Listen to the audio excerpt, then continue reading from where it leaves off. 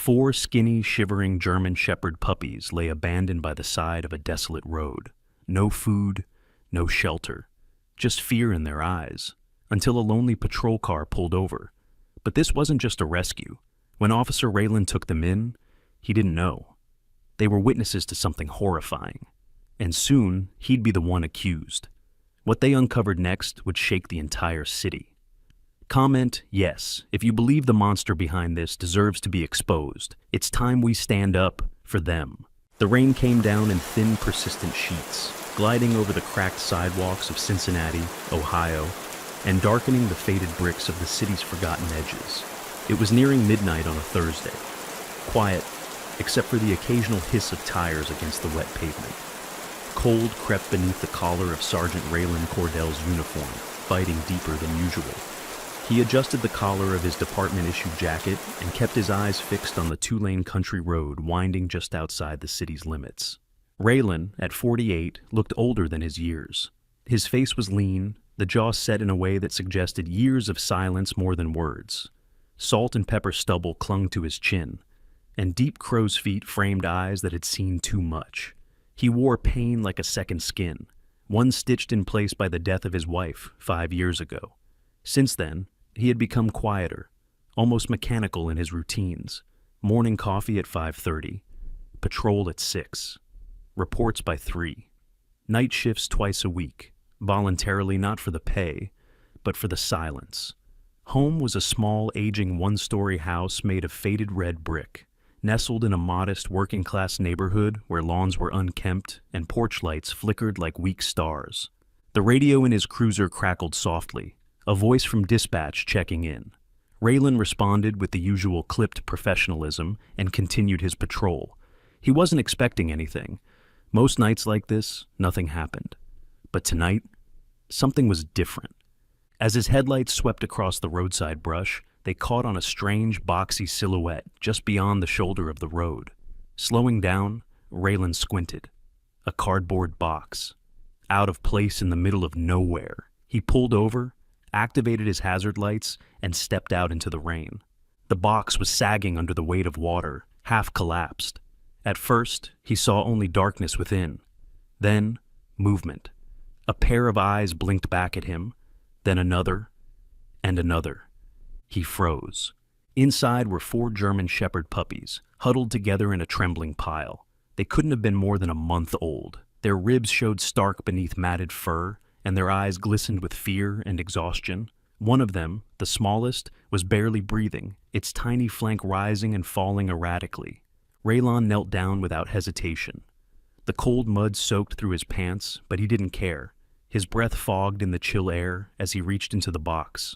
One by one, he lifted the puppies into his arms, their bodies limp and soaked to the bone. The smallest one whimpered, a weak, pitiful sound that stabbed through the rain. He looked around. No lights, no cars, no footprints. Whoever left them here did it with the intention that no one would find them. He stood, cradling the trembling pups in his arms, and carried them back to the cruiser. He opened the passenger door and carefully placed them on the seat, using his jacket as a makeshift bed. One of the puppies, light tan with a black saddle across its back, nuzzled into the coat and closed its eyes. Another, darker and slightly more alert, lifted its head just long enough to look at him before laying back down. Raylan sat behind the wheel, gripping it tightly. He didn't speak, didn't curse, just drove. He knew he would get an earful for this. His cruiser's dash cam would record everything. The stop, the rescue, the deviation from route. His precinct had rules, and his superior officer, Lieutenant Lucas Hart, was a stickler for them. Lucas was a man in his early 50s, barrel-chested with slicked-back gray hair, and a mustache that twitched when he was angry, which was often. Hart had once been a respected field officer, but was now more politician than cop, obsessed with appearances and numbers. He and Raylan had clashed more than once, quietly, professionally, but with an unspoken hostility that simmered just beneath the surface. By the time Raylan pulled into his driveway, the rain had eased to a soft drizzle. His small home sat quiet, the porch light humming faintly. He opened the passenger door, wrapped the jacket tighter around the puppies, and carried them inside. Inside, the house was simple. A recliner, a modest kitchen, framed photographs on the wall, him in uniform, his late wife smiling beside him on a pier somewhere sunny. The air smelled faintly of coffee and old wood. He laid the pups on a folded blanket near the heating vent and turned the thermostat up. They barely moved. Raylan called Dr. Elise Noland, a local veterinarian he'd known for years. Elise was in her early 50s, tall and warm-eyed, with a gentle voice and hands that rarely trembled, even when dealing with the worst injuries. She lived just a few blocks away, and though their relationship had always been platonic, there was an unspoken affection there, an ease that only came with time. Within 20 minutes, Elise arrived, still wearing her scrubs beneath a raincoat. Her curly brown hair was pulled into a frizzy ponytail, and she carried a medical bag under one arm. "My God," she said, kneeling beside the puppies. "What kind of person leaves them out here like this?" Raylan shook his head. No collar, no ID, just dumped. She examined each one gently, murmuring softly to calm them. Dehydrated, malnourished, hypothermic, but they've got a fighting chance. One of the puppies, the smallest, a sable-colored one, began to shiver violently.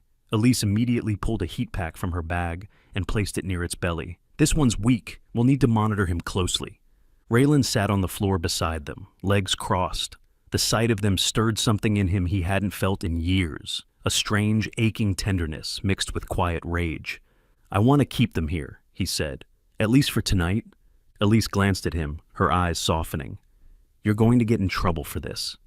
"I already know," Raylan replied, and he was right. The next morning, Raylan was called into the precinct. Hart didn't even wait for him to sit before throwing the reprimand on the desk. "Caught on cruiser cam, unscheduled stop, unauthorized detour, bringing animals into city property. What the hell were you thinking, Cordell?" Raylan remained calm. "I was thinking they'd be dead if I hadn't." Hart leaned back, tapping his pen. "You're a good cop, but this, it's a liability. You can't keep playing cowboy just because you've got a bleeding heart." Raylan didn't respond. There was no point. But something in Hart's tone, it wasn't just anger. It was discomfort. As if this act of kindness had pulled a thread loose from a very tight suit. Back home, the puppies were eating soft food for the first time. The smallest still struggled, but Elise had set up an IV drip and stayed most of the morning to watch over them. She had to return to her clinic, but promised to check back that evening. As night fell again, Raylan sat by the heater with the 4 pups curled against his side. He had yet to name them, but he knew somehow they were already part of his life in a way he didn't entirely understand. As the rain began again outside, he looked down at the fragile creatures he had found not 24 hours before. And for the first time in years, the silence in his home felt different. It didn't feel empty. The morning after the storm had left the streets of Cincinnati slick with fresh rain and a sense of strange renewal. Water still clung to the gutters, glinting like tiny mirrors under the pale sun. Raylan Cordell stood in the doorway of his small home, a steaming cup of black coffee in his hand, watching as the 4 rescued puppies explored the yard for the first time. They were still weak, wobbling with each step on oversized paws, but their spirits had clearly lifted. The biggest one, a darker male with keen, watchful eyes, had already begun sniffing the corners of the porch like he was surveying a kingdom. The smallest, the one that had nearly died the night before, stayed close to the others but had begun to hold his own weight. Raylan crouched and watched them with quiet intensity. He had spent the early morning cleaning the house, laying out fresh towels and bowls, rearranging furniture to create a safer space for them. It felt strange, like preparing a nursery for children he never had. But something about their presence filled a hollow space in him he hadn't realized was still aching. Later that morning, Dr. Elise Noland returned as promised. She wore jeans and a wool coat over her clinic scrubs, and carried a new portable kit along with a set of collapsible puppy pens. Her face lit up as she saw the pups wobbling through the grass. "They're more alert," she said, setting down her bag. "That's a good sign." Raylan helped her bring the pens inside, clearing a corner in the living room so the puppies could have a warm, safe place to rest. Elise moved among them like a gentle breeze, kneeling, checking bellies, peering into ears, testing their legs. She worked with practiced calm, murmuring soft reassurances that seemed to soothe even the most jittery of the pups.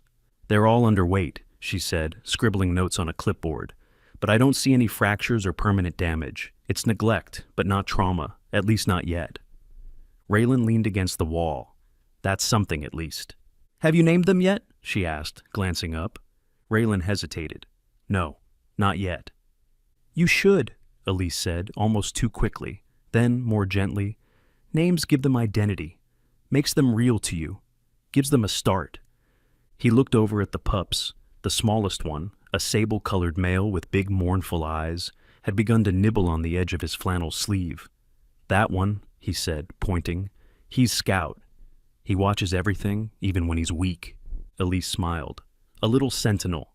Raylan nodded, then pointed to the dark, broad-shouldered one sniffing the vents. Blitz. He's the boldest.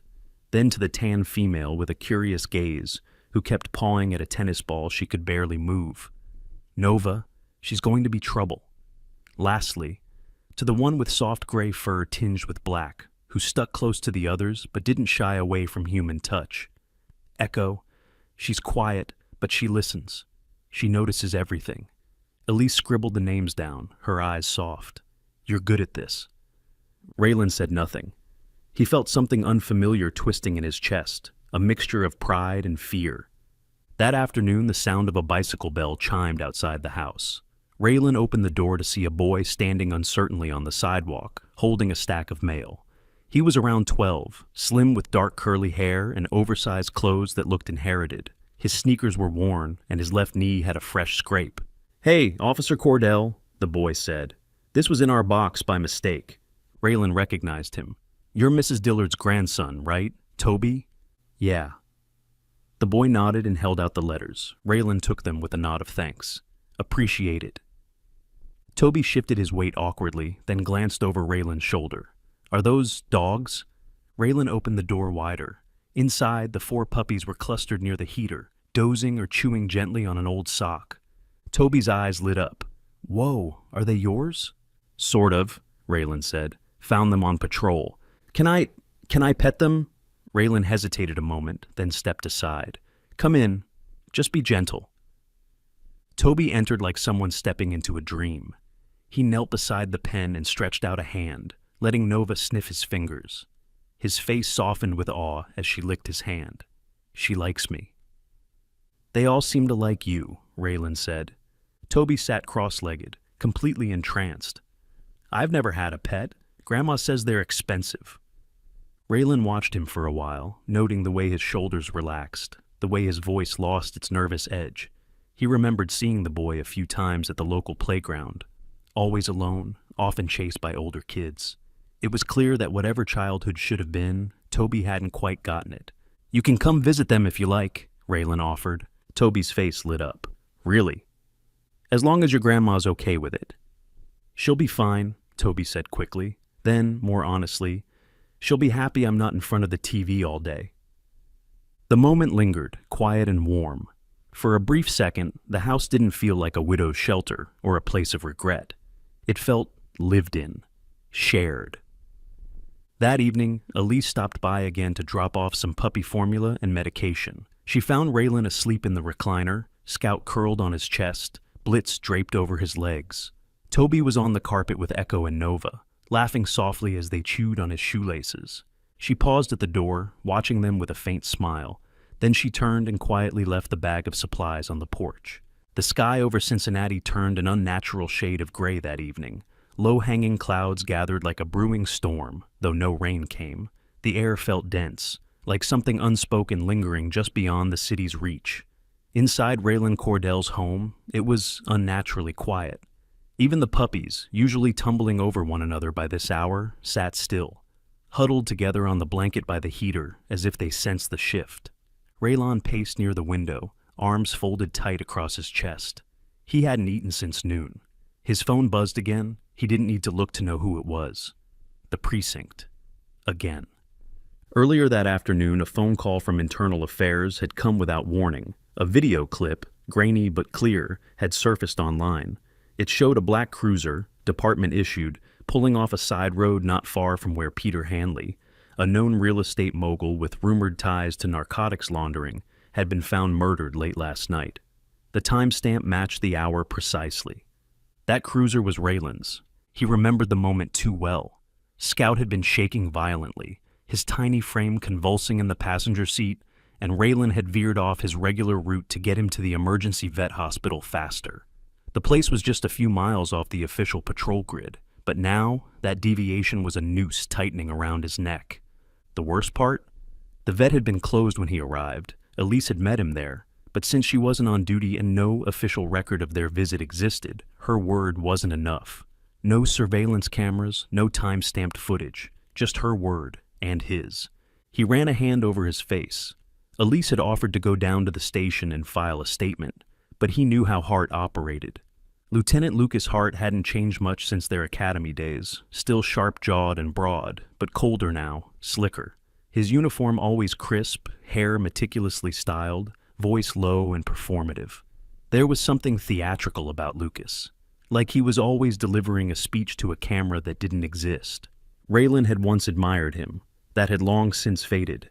Lucas had been gunning for Raylan's spot as field supervisor ever since Raylan turned it down years ago after his wife passed. It wasn't out of ambition. Raylan simply didn't want more responsibility. But to Lucas, that refusal had been personal, a slap to the hierarchy he worshipped. Now, Lucas had what he always wanted, a reason to drag Raylan down.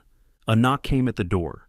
Raylan opened it to find Detective Karen Holt, a colleague from another division.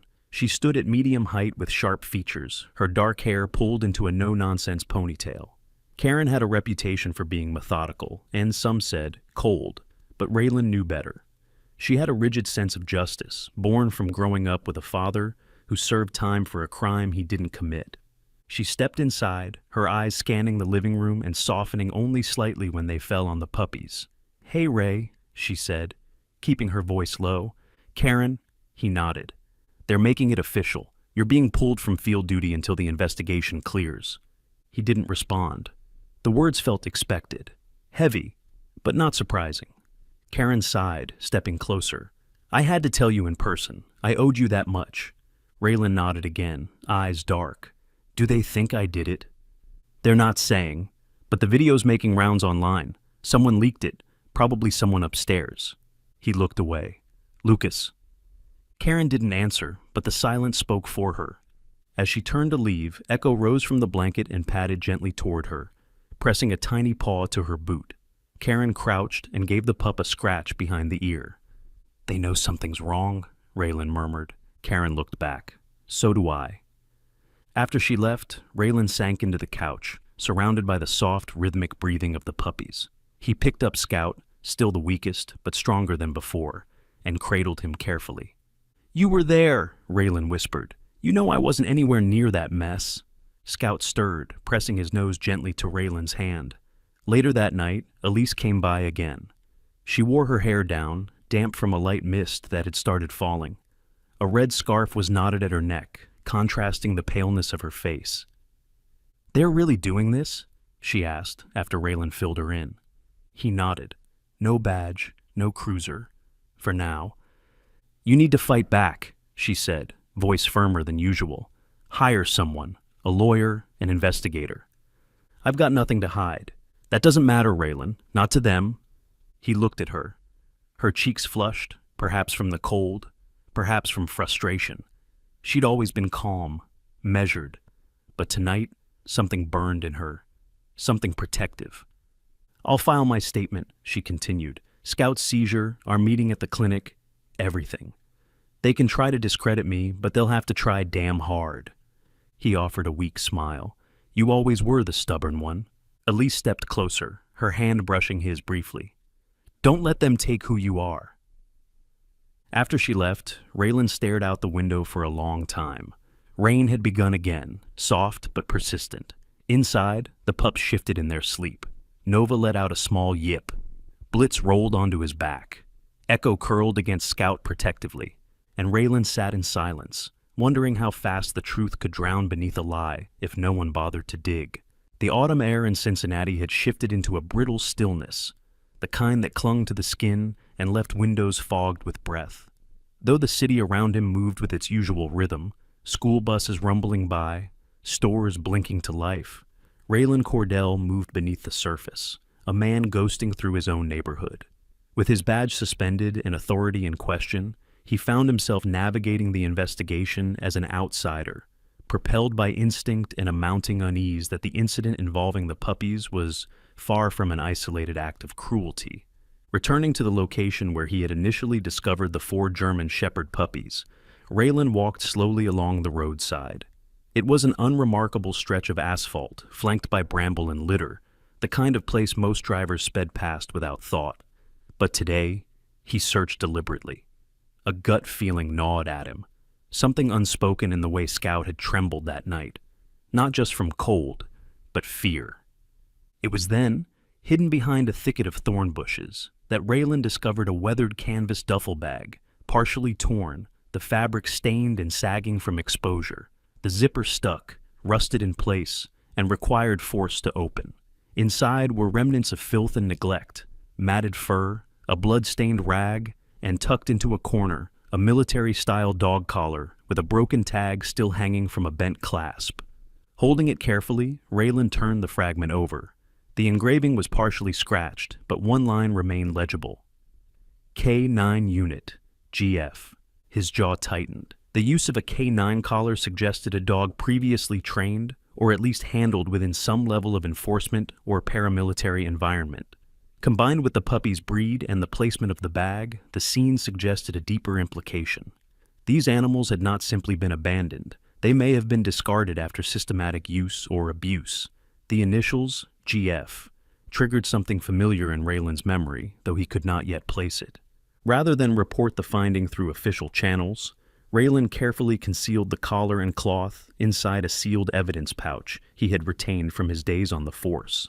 With internal affairs already breathing down his neck, he knew any move within protocol would likely result in obstruction or seizure of the evidence. Back at home, Raylan set the pouch on the table and stared at it while Nova and Echo curled beneath his chair. Scout lay on a folded towel in the corner, eyes alert despite his weakened state. Blitz paced the perimeter, pausing occasionally to glance toward the front door. It was during this silent tension that a disturbance occurred. Outside, a bicycle skidded abruptly across the gravel. Raylan sprang to the window and saw Toby, his young neighbor, hastily dismounting, panting and wide-eyed. The boy's hoodie clung to his frame, damp with sweat. In his hand was a cracked smartphone, held as if it contained something radioactive. Raylan stepped out quickly. "Toby, what's going on?" I was walking Nova around the block, like you said was okay," Toby gasped.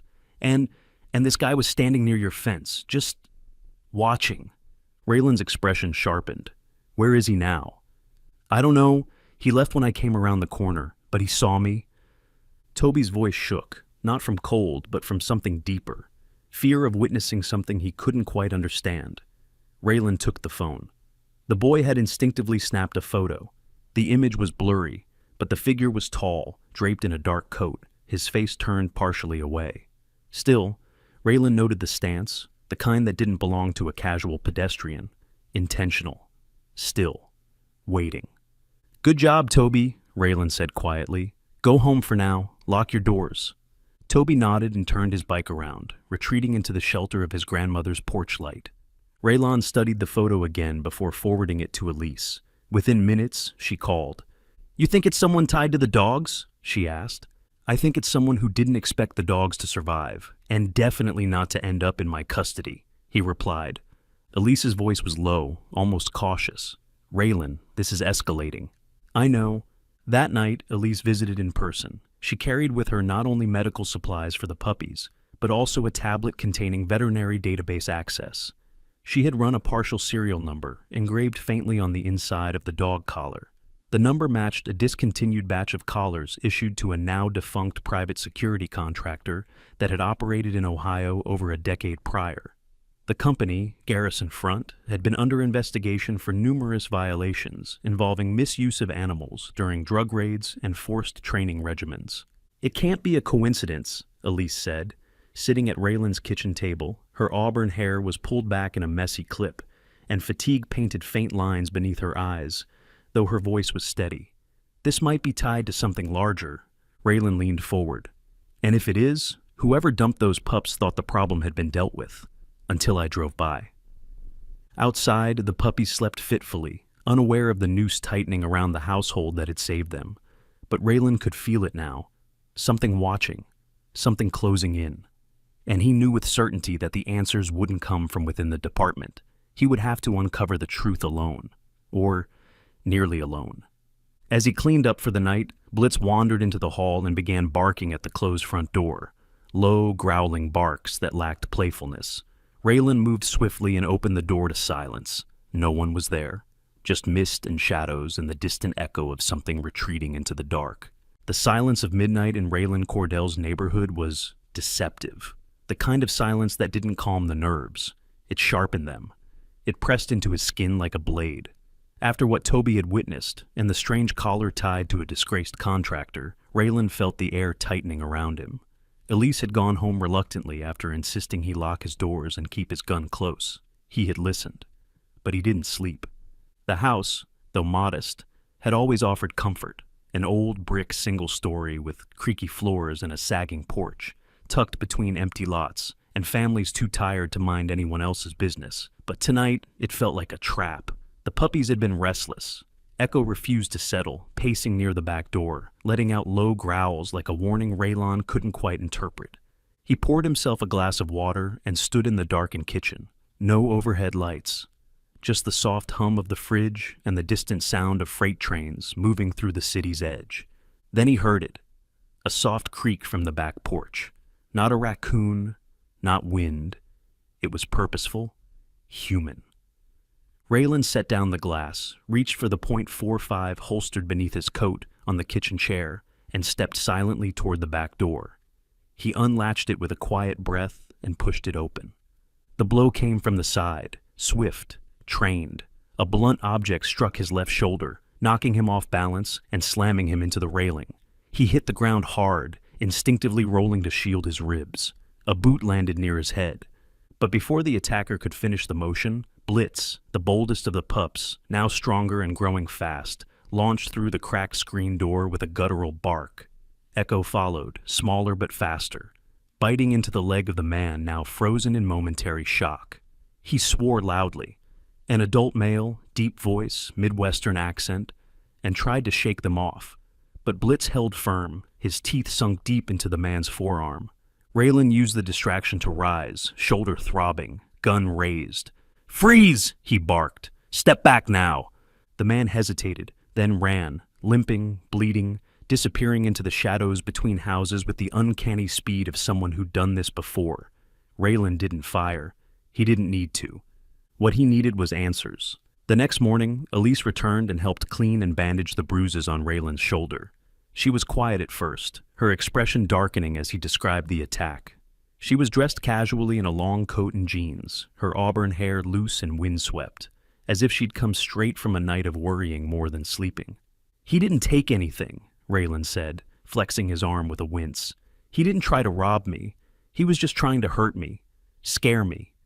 "Or stop you from digging," Elise said, voice tight.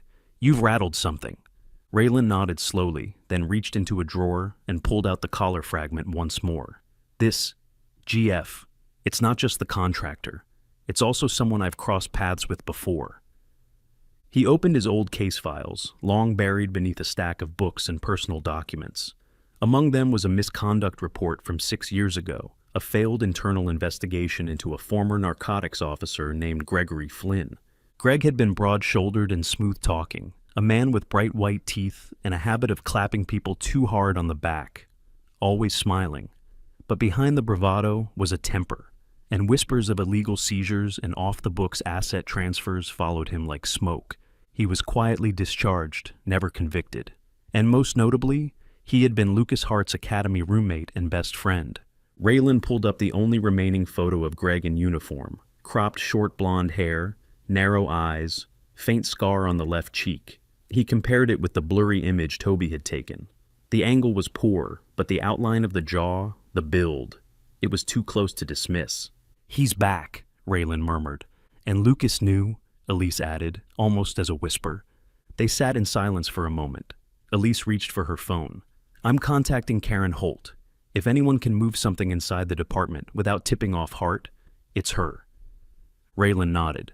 "And I'll talk to Toby, see if he noticed anything else." Meanwhile, in the backyard, Echo and Blitz stood at the edge of the garden patch, staring toward the alleyway. Nova lay curled around Scout, whose strength was improving daily, but still struggled to stand for long.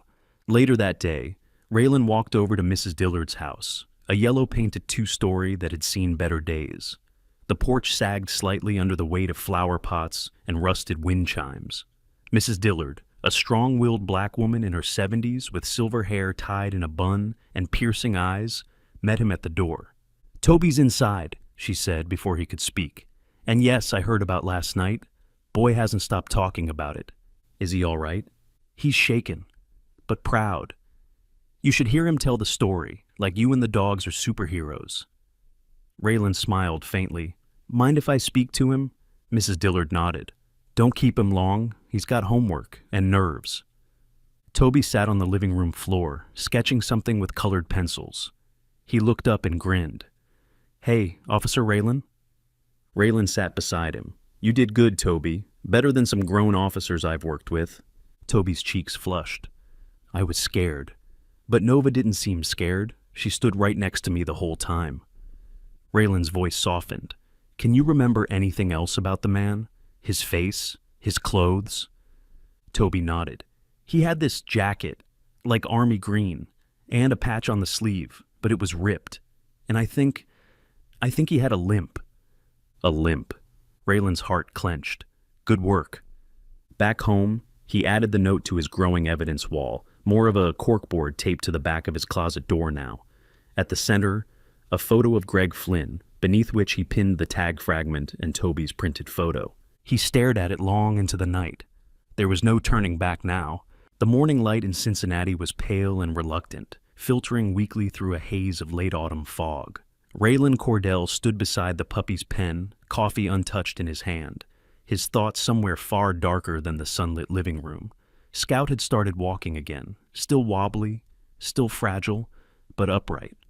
Echo nuzzled against him protectively, while Blitz stared out the window as if still anticipating a threat.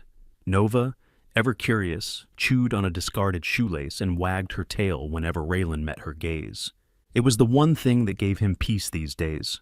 On the kitchen table lay a printed document, folded and refolded from handling. Elise had dropped it off just an hour before, her face pale beneath a knit beanie and her voice low with urgency. Inside the sealed envelope was a DNA match, a test she'd run quietly using a blood sample from the rag found in the duffel bag.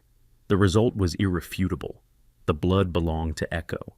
It proved what Raylan already feared. These puppies weren't just abandoned. They had been witnesses, maybe even victims, of violence. Whatever had happened at the edge of that rural highway had involved them directly, and someone had wanted them to vanish. Elise sat across from him now, clutching a USB drive in her gloved hand. Her auburn hair was pulled back messily, and a tired determination shadowed her blue eyes. "I also pulled GPS data from the collar you fitted on Blitz," she said. "You were right to tag him. Turns out it recorded one location for several days before you found them." Raylan leaned in. "Where?" She tapped the map open on her tablet. "An abandoned farm just west of the city line, off Route 21, no listed owner, last registered to a holding company that dissolved 7 years ago." Raylan stared at the screen, the shape of the land familiar. "I know that place. We raided it once, back when I was still with narcotics. It was suspected of being a meth lab, but the tip turned out cold, or so we thought." Elise's voice lowered. "You think it's active again?" "No," Raylan said slowly. "I think it never stopped, just changed what it was trafficking." Before they could plan their next step, the doorbell rang. Raylan instinctively reached for his sidearm. His muscle memory hadn't faded. He opened the door to find a tall, broad-shouldered man with a thick gray beard, a patched leather jacket, and a posture that spoke of military training. Beside him sat a large, aging German shepherd, grizzled around the muzzle, eyes sharp with quiet wisdom. "Been a long time," the man said with a gravelly voice. "Brooks?" Raylan blinked, almost disbelieving. "What the hell are you doing here?" Malcolm Brooks had been a decorated K-9 officer before retirement, known for his relentless field work and near-mythical intuition when it came to sniffing out corruption, both canine and human. He was Raylan's mentor during his rookie years, a man whose approval was hard-won and rarely expressed aloud. After an ambush nearly took his life, Brooks had left the force quietly and faded from view. Brooks stepped inside and extended a hand. Heard you stirred a hornet's nest. Thought I'd come lend a hand before someone gets you buried under it. Raylan took the handshake, firm and honest. Still working with Tank? The dog wagged its tail once, as if confirming. Tank was now 10, fur streaked with silver. Slower than he used to be, but his alert posture told Raylan that he wasn't done fighting yet. Elise filled me in, Brooks said, lowering himself into a kitchen chair. I still have friends who owe me favors. That farm? It's been off the radar for years, but strange traffic's been reported. Vans, night deliveries, no one looking too closely.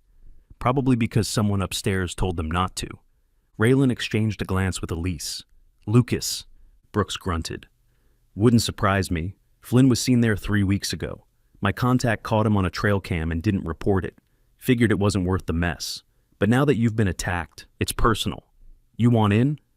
Raylan nodded. I'm going. Then we move at dusk. They spent the afternoon preparing. Elise packed medical supplies, bandages, antiseptics, and tranquilizers, just in case. Brooks loaded gear from his truck. Old tactical vests, signal flashlights, and a drone he claimed still worked. Raylan oiled his weapon and refitted the shoulder sling.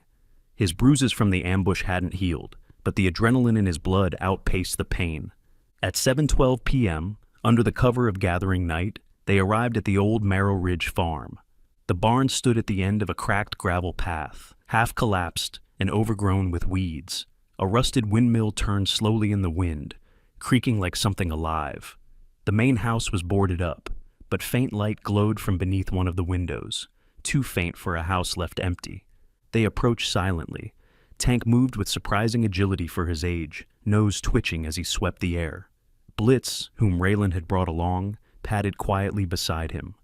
The younger dog mirrored the older one's movements, ears alert, tail stiff. They stopped at the barn door. Inside, muffled voices. Raylan crouched by a side window, raising a small digital recorder. Brooks leaned over, watching silently as Lucas Hart's voice emerged, clear and unmistakable. Flynn, I told you, you can't keep using the dogs. If this gets out, Flynn's voice raspier, less patient. You think they care about a few mutts? They were bred for this. Besides, Raylan's already got blood. You want this clean, then handle him. Raylan's breath caught. Elise, listening on an earpiece from the van, stiffened. Brooks whispered, We've got them. But before they could move, Blitz let out a sharp bark. A branch snapped nearby, a third presence approaching from the woods. Someone had followed them. Lights inside the barn flickered and movement erupted. Move! Brooks barked. They charged. The barn door burst open. Flynn tried to flee but was intercepted by Tank, who lunged and knocked him flat. Raylan rushed Lucas, who stumbled back, shock plastered on his face before Raylan slammed him into the wall. You're done, Raylan hissed. All of it. The night air at Marrow Ridge Farm turned acidic the moment the explosion hit. It wasn't loud at first, just a low rumble beneath the soles of their feet, followed by the violent snap of wood giving way to fire. Then came the roar. Heat surged through the barn like a wave of fury, igniting dry hay, rusted tools, and barrels of God knows what hidden beneath tarps. The flames rose fast, licking at the eaves and painting the trees in hues of violent orange. Raylan Cordell dove for cover as splinters of timber and smoke erupted around him. Tank barked fiercely, his voice cracking the air before he vanished into a swirling cloud of fire dust. It had been a trap all along. Gregory Flynn must have wired the place to burn, planning his escape long before Raylan, Elise, or Brooks got too close. And now they were in it, trapped between collapsing beams and a criminal desperate to bury every trace. Raylan coughed hard, ash scratching his throat raw. Brooks! He shouted. I've got him, came the strained reply. Brooks emerged through the haze, dragging Tank's limp frame by the harness, his own face bloodied from a falling beam. His jacket had caught fire along one sleeve, which he beat down with a broken bag of feed. Tank groaned, still breathing, but his rear leg dangled at an unnatural angle. Raylan helped lift the dog. Together they half ran, half carried him into the clearing just beyond the barn, where Elise stood at the van, her face frozen in horror. We need to move, Raylan gasped. Now! The fire spread to the side shed with terrifying speed, illuminating the field like midday. In that flickering hell light, Greg Flynn could be seen sprinting toward the woods, a duffel slung over one shoulder. Elise, still shaking, raised her phone. She hadn't stopped recording. Lucas, already unconscious from their earlier scuffle, lay in the truck bed. Brooks reached for his pocket and pulled out a small body cam, a backup device he'd clipped to his belt the moment he joined this mess. "I got it," Brooks said hoarsely. "Every word, from the barn." Raylan exhaled. "Let's hope it's enough." Meanwhile, not far away, Toby crouched in the tall grass near the outskirts of an empty industrial lot. He wore a navy hoodie too big for his frame and carried his grandmother's old flip phone, its grainy camera recording shakily from beneath a bush. He hadn't meant to follow them. At first, he just wanted to see Blitz one more time. But when he noticed the same van from the photo he'd taken days before parked beside the highway, curiosity, and the courage Raylan unknowingly inspired, got the better of him. Now, heart pounding, he watched Greg Flynn toss black garbage bags into a metal dumpster behind the warehouse lot. One bag ripped on impact, spilling something onto the concrete, something pale and soaked red. Toby zoomed in shakily. A dog collar, bloodied, and what looked like a training vest with K9 unit faded on the side. Flynn lit a match and tossed it into the dumpster. The flames bloomed high. Toby gasped, but didn't run.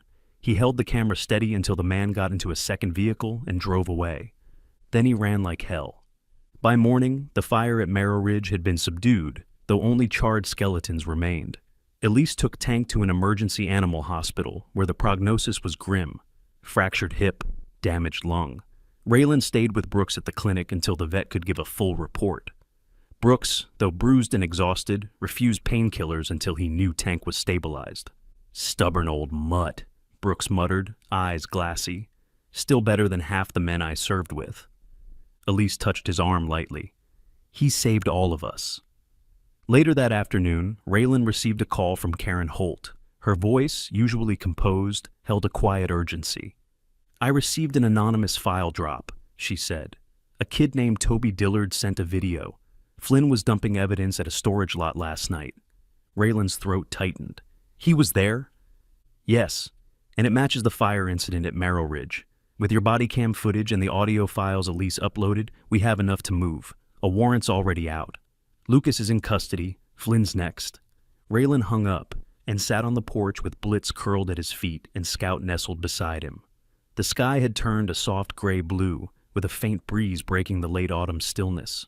Nova lay nearby, her eyes tracking a squirrel that darted up the neighbor's tree. Echo sat against Raylan's leg, as though sensing the fatigue in his bones. Brooks stepped onto the porch, walking stiffly, bandages visible beneath his jacket. He carried a small biscuit and handed it silently to Blitz, who took it gently from his hand. "They're good dogs," Brooks said after a moment. "Better than some people," Raylan replied. They sat in companionable silence until Elise arrived with coffee and a bag of donated supplies from her clinic. Treats, chew toys, more blankets. Her eyes were tired, but a fire still lived behind them. "We've done what we can," she said. "Now it's up to the system." Raylan didn't answer right away. He stared at the horizon where smoke still hovered like a memory. Scout stirred, nuzzled his hand, and let out a small sound. Not quite a bark, not quite a whimper. It was just enough. Just enough to remind him that even the weakest voice, when raised in truth, could shake down giants. The courtroom was silent as the verdict was read. Lucas Hart, once the iron-willed lieutenant of the Cincinnati Police Department, stood pale and motionless as the judge listed his charges: obstruction of justice, conspiracy to cover up animal cruelty, and aiding a known fugitive. Across the room, Gregory Flynn stared at the floor, his trademark arrogance drained from his posture. The video footage from the barn, the dumpster incident Toby had caught, and the body cam Brooks had worn stitched together a case too solid to deny. Raylan Cordell sat in the gallery, wearing a clean dress shirt and his old department tie, his badge once again clipped to his belt, this time not out of habit, but reinstated, validated. But more than his uniform, it was the quiet nods from fellow officers, the respectful glances from the public, and the warm press of Elise's hand beside his that told him something deeper had been restored. Not just his title, his name. The trial was swift. The evidence, digital, medical, and eyewitness, was irrefutable. Lucas would serve time. Greg would serve longer. After the proceedings, Raylan stepped outside into the crisp winter morning. The sky above Cincinnati was pale blue, dotted with thin clouds. A gentle breeze stirred the remaining leaves, and a fresh silence followed him like a curtain falling over a long, painful act. Outside the courthouse, a woman in a brown cardigan and pressed slacks approached him. She was in her late 40s, with auburn hair streaked with gray and a sharp, kind expression. This was Linda Morell, the new director of the city's Crisis Animal Response Unit, a joint effort between the police and local shelters formed in the aftermath of the case. "You sure you're up for this, Cordell?" she asked with a sly smile. "First day, and you're already a symbol." Raylan gave a rare half smile. "Symbols don't get much sleep." Linda chuckled. "Good, because we've got 6 new rescue cases and a partnership with the Children's Trauma Center starting Monday. Elise says you've already trained the dogs for therapy integration?" "They're ready," Raylan said simply. "All of them." It had been 2 months since the barn fire. Echo, Blitz, Nova, and Scout were now healthy, alert, and thriving. Their coats gleamed under winter sun, and their spirits had grown with trust and structure.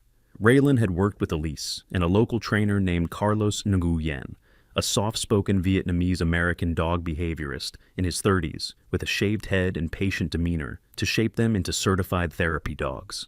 Carlos had a quiet passion for animals, born from a rough childhood in foster care.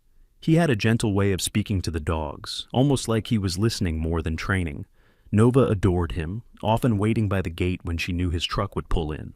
Together, they had worked with Scout, still the smallest and most sensitive, to help him overcome his early fear. Echo had become the leader of the group, always watching, always waiting to react. Blitz, bold and energetic, loved working with older boys. Nova, spirited and affectionate, naturally gravitated toward the youngest kids.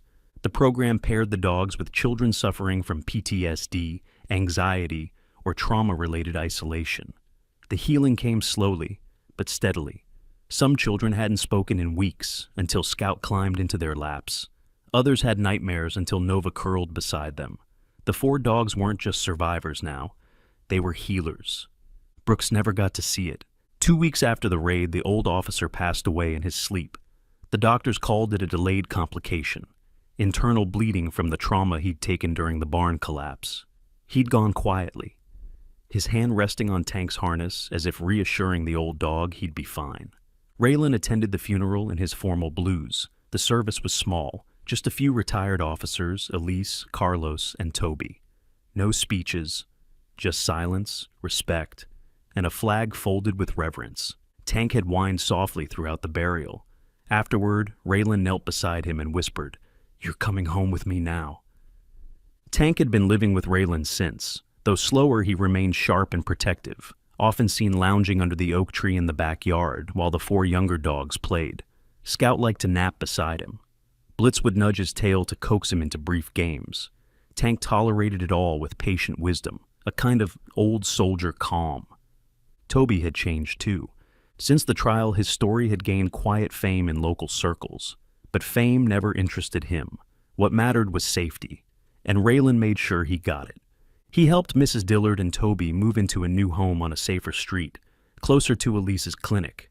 The house was modest but well kept, with a yard just big enough for Blitz and Nova to run whenever Toby visited. He now volunteered at the shelter 3 days a week, feeding dogs and learning how to clean wounds. Raylan once asked him what he wanted to be. "A vet," Toby said, then paused.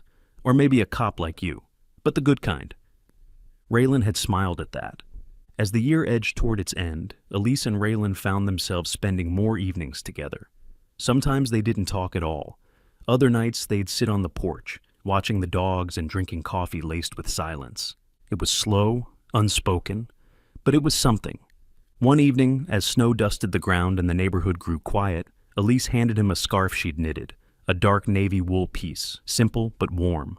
"Looks better on you than me," she said. Raylan took it, wrapped it loosely around his neck, and nodded once. "Thanks." Elise glanced down at Scout, who sat between them, tail wagging. "You ever think, if you hadn't found them?" "I think they saved me more than I saved them," he said. And in that moment, nothing else needed saying. Weeks later, at a small community event organized by the Children's Hospital, Raylan stood beside a sign that read, "Meet the Therapy Heroes," watching as the four German shepherds were introduced one by one to a small group of shy, wide-eyed children.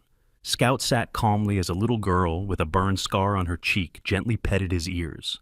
Blitz gave a bark of excitement as two boys raced to throw a ball.